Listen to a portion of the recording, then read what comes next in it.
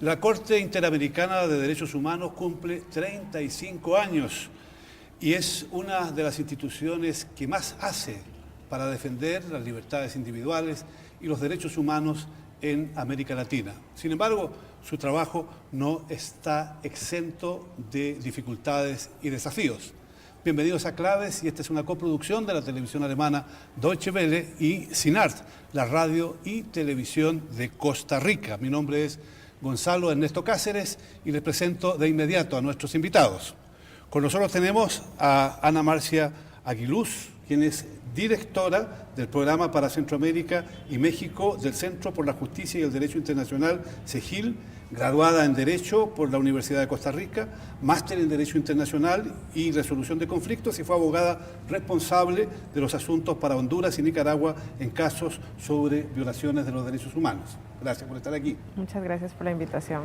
También está con nosotros don Humberto Antonio Sierra Porto, quien es presidente de la Corte Interamericana de Derechos Humanos aquí en Costa Rica. Él es doctor y abogado, profesor titular de la Universidad Externado de Colombia y catedrático de Derecho Constitucional.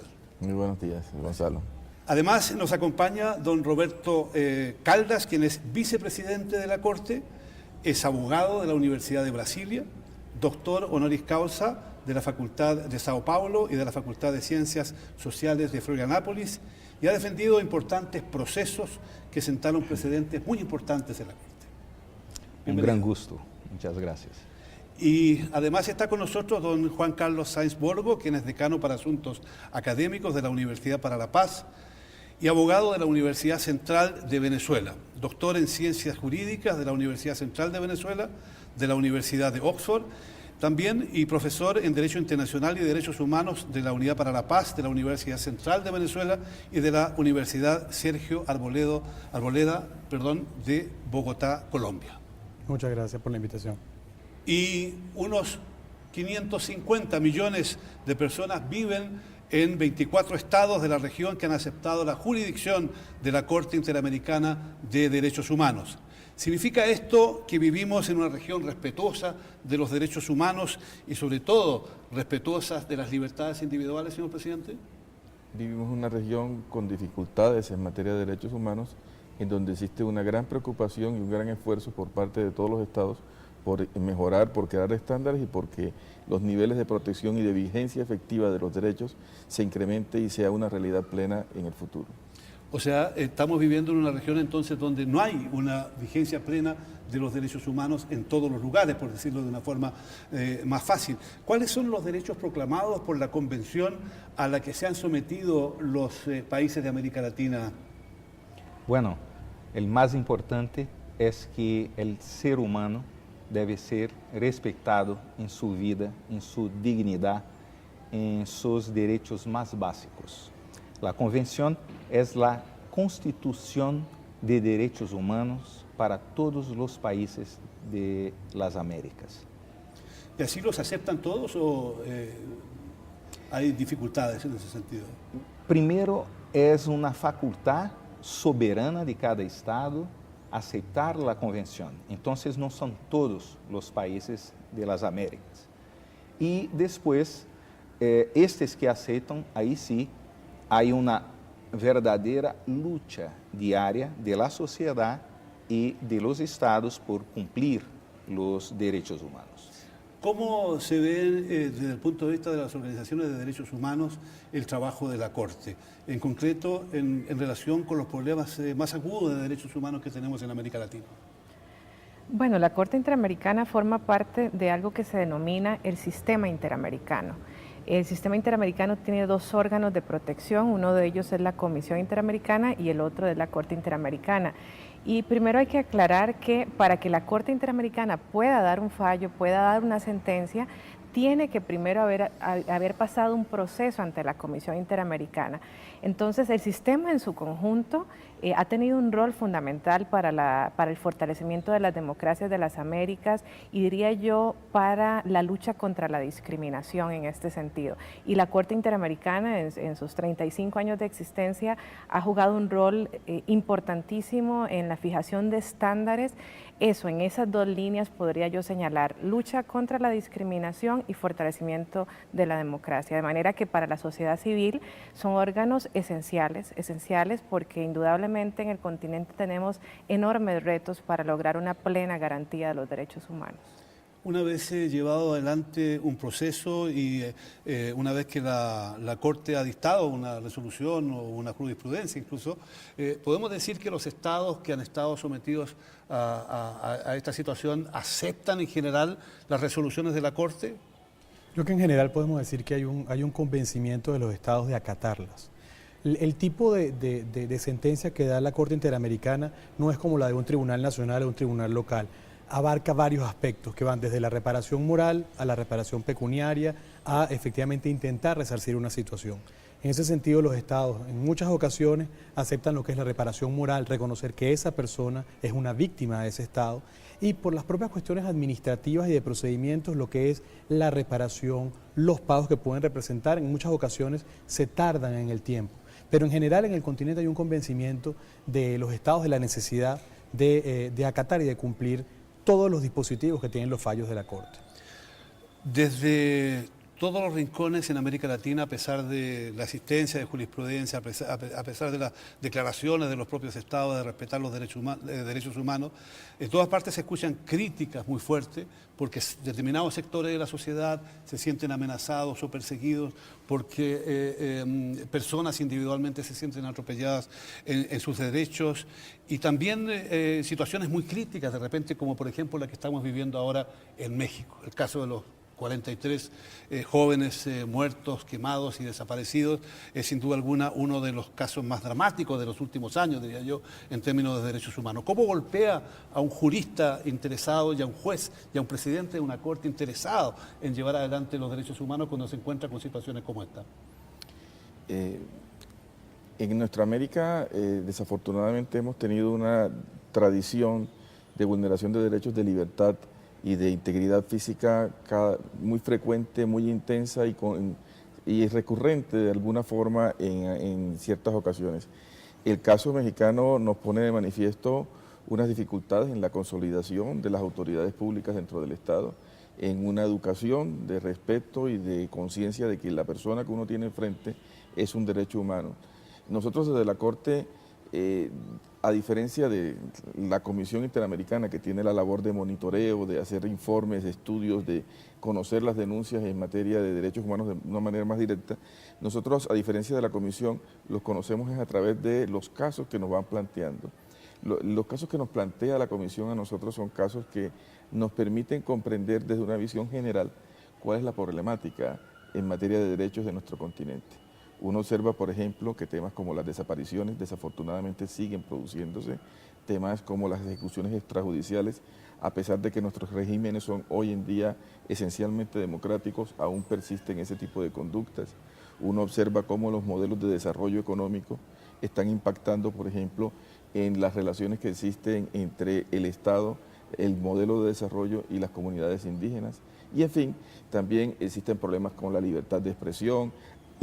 Los casos que nos llegan a nosotros nos permiten palpar un poco el estado actual de cuál es la problemática en materia de derechos humanos.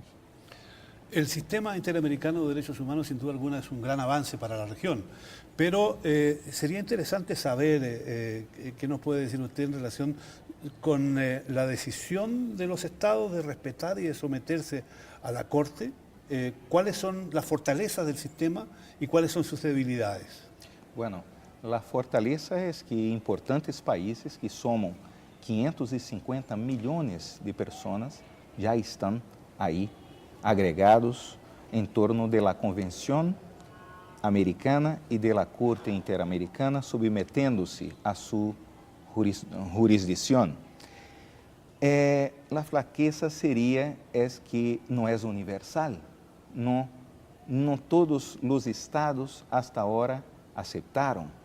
Y esto sería muy importante para tenermos una armonía de aplicación de los derechos humanos en los diversos estados y los estándares que son construidos por la Corte y la Comisión de Derechos Humanos. ¿Y qué se podría hacer entonces para que todos los estados lo acepten, para que todos los estados participen y para que el sistema pudiera ser universal realmente?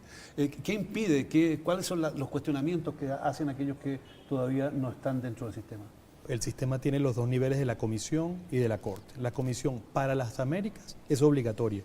Cualquier estado que forma parte de la Organización de Estados Americanos está sometido al monitoreo que representa la Corte. Ya decía el presidente, no es lo mismo el monitoreo y el rol que tiene la Comisión antes de presentar un caso ya judicializado. Desde el punto de vista de la Convención son dos temas, yo diría un tema formal y un tema político.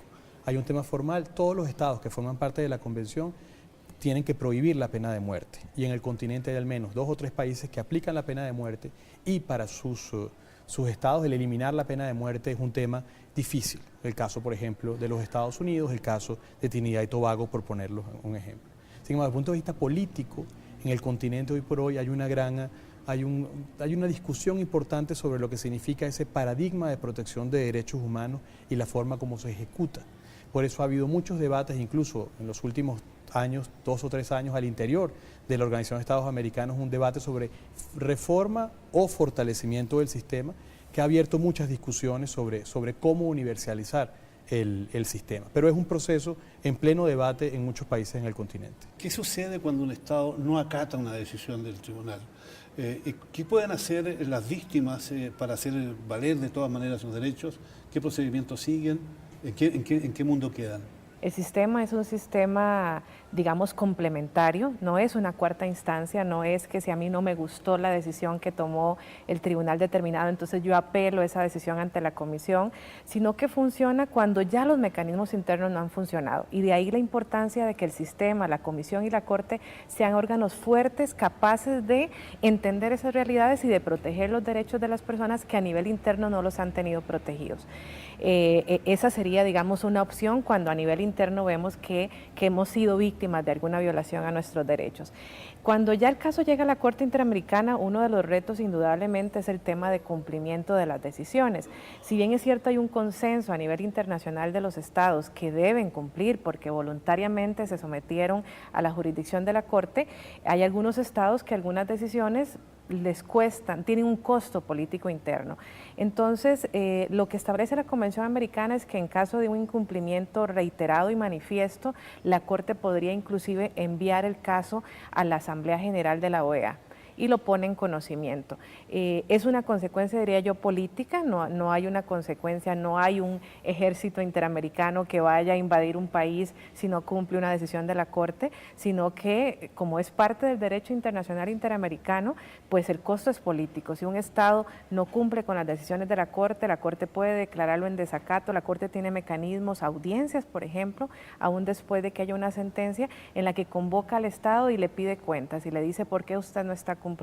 Entonces son mecanismos de carácter político, de carácter de derecho internacional, pero parten de la base de que los estados se comprometieron de buena fe a cumplir, se comprometieron de buena fe a garantizar los derechos de sus habitantes y por lo tanto no habría razón para que no cumplan con las decisiones de la Corte. Antes de un fallo, las víctimas tienen que de alguna manera acceder a la Corte. ¿Qué puede hacer un campesino de un lugar lejano? ¿Qué puede hacer un miembro de una comunidad indígena o toda la comunidad indígena para poder llegar a ejercer su derecho a defensa en la Corte, si no tiene recursos además? Sí, esencialmente, como Marcia lo comentaba, el sistema es un sistema de complementariedad. Quien tiene en primer lugar la responsabilidad de hacer vigentes los derechos de la Convención son las autoridades nacionales, todas en su conjunto. Y si hay alguna diferencia porque no cumplen con su papel, porque ese indígena acude a su gobierno para que le reconozca la posibilidad, por ejemplo, de hacer una consulta previa, que lo escuchen antes de realizar una obra, si no encuentra respuesta en el gobierno, acude a la Administración de Justicia. Debe agotar todos los recursos nacionales, dependiendo de cada país hay un diseño diferente. Si la máxima autoridad que tiene prevista el ordenamiento no le da la razón, no le responde o simplemente considera la comunidad indígena que ha sido injusta o va en contra de la convención en su decisión, puede acudir a la Comisión Interamericana. La Comisión Interamericana estudia esa petición y intenta llegar a un acuerdo con el gobierno. Si no es posible esto, presenta el caso ante la Corte y la Corte es allí cuando decide. Económicamente hay un costo porque tiene que agotar la vía nacional.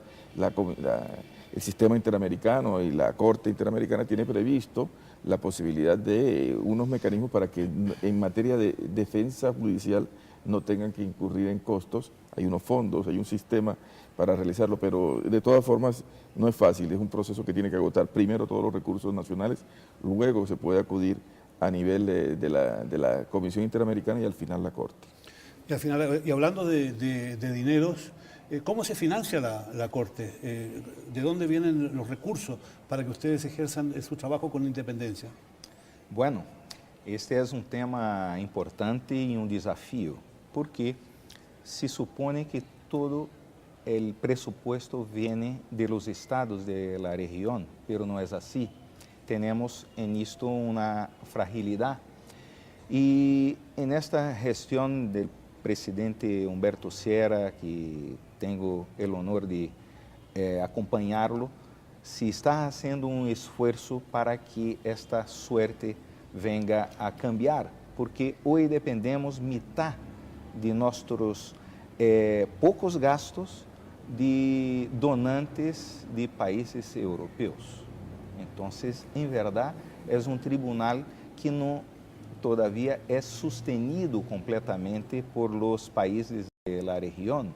Brasil entró con mucha determinación en los últimos tiempos. Ahora mismo tuvimos un gran convenio con la Corte para la traducción para el portugués de las sentencias principales de la Corte, que esto es de un efecto fantástico, porque ahora los jueces, abogados, fiscales pueden utilizar los estándares y la jurisprudencia de la Corte en el propio idioma. Hablando de la jurisprudencia de la Corte, sería interesante, Ana Marcia, saber cuáles han sido las jurisprudencias, las decisiones más emblemáticas de la Corte en estos 35 años de existencia, desde el punto de vista de ustedes, de los defensores de los derechos humanos. Bueno, ha habido numerosas y yo quisiera, más allá de mencionar un caso concreto, mencionar temas importantes en los que ha habido avances, porque podría caer en el error de dejar de decir alguna que también ha sido muy importante. Pero decía que la Corte ha tenido sentencias e impactado en dos sentidos. En el tema de fortalecimiento de la democracia, la Corte Interamericana ha tenido numerosas resoluciones que atacan, por ejemplo, el tema de la amnistía, señalando que la amnistía en estados en los cuales ha habido conflictos internos o dictaduras no puede ser alegada como un obstáculo para identificar, juzgar y sancionar a los responsables de graves violaciones de derechos humanos, y en ese sentido, en estados que han estado, que valga la redundancia, en transición, han tenido un impacto muy importante. Valga señalar, por ejemplo, la condena del señor Alberto Fujimori en parte obedece a decisiones de la Corte Interamericana que juzgaron graves violaciones de derechos humanos ocurridas en ese periodo y que por lo tanto tuvieron un impacto concreto. La libertad de expresión, ha habido numerosas decisiones de la Corte Interamericana señalando la importancia de la libertad de expresión en una democracia, lo que son las restricciones indebidas a la libertad de expresión, hasta los límites permitidos en un Estado de Derecho. Y por otra parte está la línea de la lucha contra la discriminación. Las decisiones de la Corte en temas del reconocimiento de los derechos de los pueblos indígenas, de los derechos de las mujeres, de los derechos de la niñez, de derechos de la población migrante, por ejemplo, más recientemente inclusive una decisión vinculada con la discriminación por orientación sexual. O sea, hay temas que atañen a los grupos en situación de vulnerabilidad. Entonces sería muy mezquino enfocarme en un solo tema, porque honestamente la Corte ha hecho, la Corte y la Comisión en su conjunto han tenido un impacto muy importante en la generación de estándares para lograr acabar con esta discriminación, que todavía nos falta mucho indudablemente, y para fortalecer los estados del continente. O sea, podemos decir francamente que ha habido un antes y un después en América Latina desde el momento en que la Corte empezó a realizar su trabajo. Interesante sería saber si este tipo de decisiones de la Corte impactan en países como Venezuela, concretamente. Los estándares en el continente los fija la Corte y se sea o no se sea parte de la Corte Interamericana, los gobiernos, las sociedades en todo el continente saben que lo que hay que hacer es lo que señala la Corte. Pueden decir que no, pueden decir que sí, pueden intentar menoscabar el mandato directo, pero saben que o frente a un mecanismo como la Comisión Interamericana o los mecanismos de carácter universales, frente al sistema de Naciones Unidas, como por ejemplo el examen periódico universal del Consejo de Derechos Humanos de Naciones Unidas, se va a referir a los estándares fijados por la Corte Interamericana. Entonces siempre estas decisiones tienen un impacto directo o indirecto en la forma como el gobierno desarrolla sus políticas. Cuando uno recorre la región y conversa con gobernantes, lo primero que le dicen es que América Latina o que el país vive una situación de Estado de Derecho pleno, esperarse de cara al futuro. Hay retos que todavía subsisten en términos de eso, de la democracia, de decir que existen verdaderas democracias, y luego hay estos retos que usted señala, la presencia de actores no estatales, las violaciones que se están cometiendo por actores no estatales, crimen organizado, en proyectos de desarrollo que también en algunos casos no empatan con los derechos de pueblos indígenas, otras comunidades en situación de vulnerabilidad. Entonces yo diría que se requiere de mucho fortalecimiento de las instituciones nacionales, que pasa por una sensibilización especial de todos los actores de una sociedad, de todos los funcionarios estatales, desde el policía que le corresponde investigar, desde la persona que recibe una denuncia ante una mujer que es víctima de violencia, desde el juez que le corresponde dirimir un conflicto, el fiscal, el defensor público, actores que garantizan el derecho a la salud. Entonces, en realidad, salir de esto es una respuesta muy compleja, ¿verdad? No hay una receta, porque creo que si la hubiese, pues ya estuviera resuelto en muchos países, porque convergen una serie de problemas en los estados actuales. Veamos en la región centroamericana, tenemos el Triángulo Norte, la región más violenta del mundo, índices de pobreza superiores al 50%. Entonces requiere de una interiorización, requiere de un fortalecimiento de capacidades, requiere de voluntad política, que las clases políticas entiendan la importancia de fortalecer la institucionalidad como una forma de garantizar derechos humanos, pero en definitiva no hay una respuesta única y en definitiva todavía pues tenemos mucho por avanzar. Y yo solamente quisiera referirme a algo que lo he señalado indirectamente, y es el rol de las víctimas en el sistema interamericano. Lo que se ha logrado hasta ahora, tanto por la Comisión como por la Corte, ha sido indudablemente, bajo nuestro concepto, gracias a la lucha incansable de las víctimas. Personas que en sus países no vieron garantizados sus derechos, que se vieron obligados a acudir al sistema, y que es gracias a su insistencia y gracias a su caso, porque finalmente la Corte tiene oportunidad de pronunciarse en la mayoría de los casos porque les presentan una situación concreta, que se ha logrado este avance en los estándares. Entonces no podemos olvidar el rol importante de estas personas que no han cedido ante la opresión y que han dicho, no, yo quiero levantar mi voz y quiero que alguien diga que efectivamente yo fui víctima. Entonces, estos son actores importantísimos para lo que hoy estamos acá, digamos, comentando. La Corte forma parte del sistema de nuestra región, pero hay indudablemente instrumentos de justicia global. ¿Cómo está funcionando la Corte Interamericana en relación con otras instancias de justicia en el mundo? ¿Cuáles son sus relaciones, por ejemplo, con los tribunales europeos en particular? ¿Cuáles son sus relaciones con las Naciones Unidas, por otro lado? De tal manera de que uno se pueda imaginar de que nadie en ninguna parte del mundo puede escapar a la justicia o puede cometer crímenes que queden sin castigo. Sí, digamos que en ese sentido, ¿cómo es la relación de la Corte Interamericana con los demás ámbitos de protección de derechos humanos? Hay un tema muy interesante que puede ser indicativo para poder explicar esa idea. La Corte Interamericana tiene como fundamento la Convención Americana para resolver las eventuales vulneraciones que realicen los estados sobre los derechos humanos de las personas. Pero para determinar esa responsabilidad, analizar si los estados han respetado o no los derechos en cada caso concreto, utilizamos la convención, pero junto con la convención, los demás normas de derecho internacional en la medida en que nos permitan ilustrar, nos sirvan de criterio auxiliar, nos permitan enriquecer y buscar instrumentos para una eficaz protección de los derechos en cada caso. Entonces hay un diálogo permanente con los distintos instrumentos de derecho internacional. Y en ese mismo sentido, nosotros tenemos una fluida relación de conocimiento, de experiencias, a través de la lectura y de la comprensión y a veces, y en muchas ocasiones, el contacto directo con otros tribunales, particularmente con la Corte Europea. Tenemos una relación muy estrecha en donde con cierta frecuencia vienen jueces de la Corte a San José y de San José en algunas ocasiones vamos a Estrasburgo, compartimos experiencias y nos hemos encontrado con la sorpresa de que muchos fenómenos, a pesar de las diferencias culturales e históricas de nuestros países, son comunes. Recientemente estuvimos en Estrasburgo y nos sorprendió cuando estábamos analizando el cumplimiento de las sentencias, lo que estábamos hablando antes. Nosotros echamos en falta un mayor nivel de cumplimiento y preguntamos, bueno, ¿ustedes cómo han hecho para resolver este tema? Y la gran sorpresa es que los niveles de incumplimiento en el sistema europeo eran incluso levemente superiores a los que se estaban dando en los casos de América y particularmente de la Corte Interamericana. Y quizás precisamente porque la naturaleza de las decisiones que estamos tomando son muy similares. Una cosa es ordenar pagar una indemnización, que eso se hace rápidamente.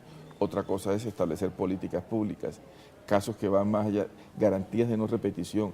Eso genera tiempo y genera una complejidad que también se están dando en ese país.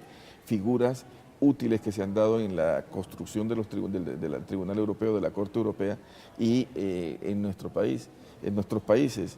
Ellos han utilizado figuras para unificar jurisprudencia, una especie de persona que se encarga de determinar que no haya decisiones discordantes. Sistemas como esos han sido interesantes para nosotros.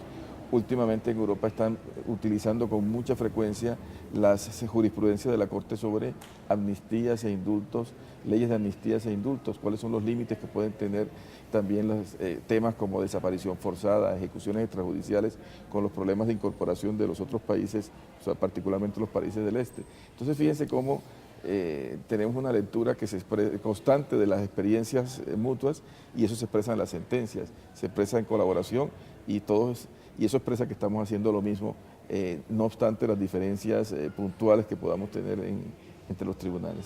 Estamos llegando prácticamente al fin del programa, pero yo no quisiera irme sin preguntarle, don Roberto, ¿cómo ve usted la figura de los defensores del pueblo en América Latina, que juegan un papel central en certificar la realidad de nuestras naciones y que en algunas partes los trata muy bien y en otras no tanto? ¿Cuál es el papel desde su punto de vista que tienen estos defensores del pueblo? Central, como dice usted, fundamental. Son los representantes de las víctimas, que no podemos mismo.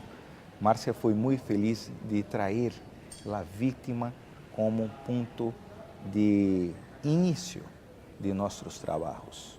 El Estado mismo tiene esta responsabilidad y tiene buscado desarrollar políticas públicas también, que nosotros acá nos toca cuando hay algún problema que no se resolva. Entonces, esto creo que es muy importante esta figura que debe ser, los defensores en general deben ser maximamente protegidos. Y ahí podemos, de hecho, celebrar estes 35 anos de la Corte Interamericana. En estes 35 anos temos avançado muito e quizás vamos avançar muito mais. Durante 35 años, la Corte Interamericana de Derechos Humanos ha realizado un trabajo gigantesco en nuestra región. Ya ha dictado jurisprudencias que son muy, muy importantes, pero a pesar de ello, el ideal sería que esta Corte dejara de existir, porque eso significaría que toda la región está viviendo en una situación de respeto pleno de los derechos humanos.